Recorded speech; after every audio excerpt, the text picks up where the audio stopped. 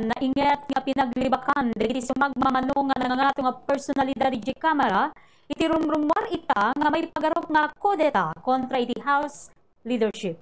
Ilalawag iti Bombo Radio, the House Deputy Speaker Mikey Romero ken House Committee on Good Government and Public Accountability Chairman Michael Aglipay nga awan kinapudno na iti may pagarop nga kudeta kontra kini House Speaker Lord Alan Velasco.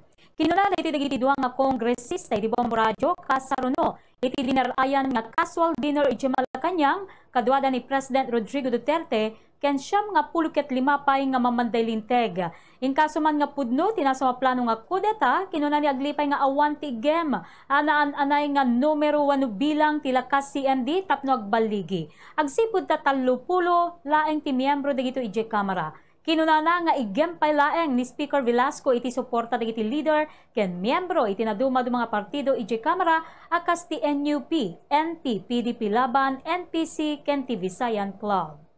Ito galing din sa kanila yung info na yan during the entire Monday was to unseat the speaker, which I think galing din sa kanila.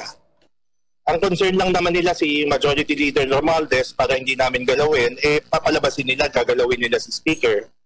Diba? Kaya huwag kami mag-attempt. Kasi there only 30 or 200 lang assist si speaker. Kasi kagabi nga, 100 na kami doon Yung iba hindi naman maka-attend dahil tandaan natin na nagka-finalize lang ng invitation is 5 o'clock PM Monday ng list. So you have to be there in Malacañang in 24 hours. With the very limited flights from Visayas and Mindanao, hindi kakayanin. So hindi ko alam. Alam mo naman yan. Hindi ko alam kung kaya nila mag-unseat. You need 155.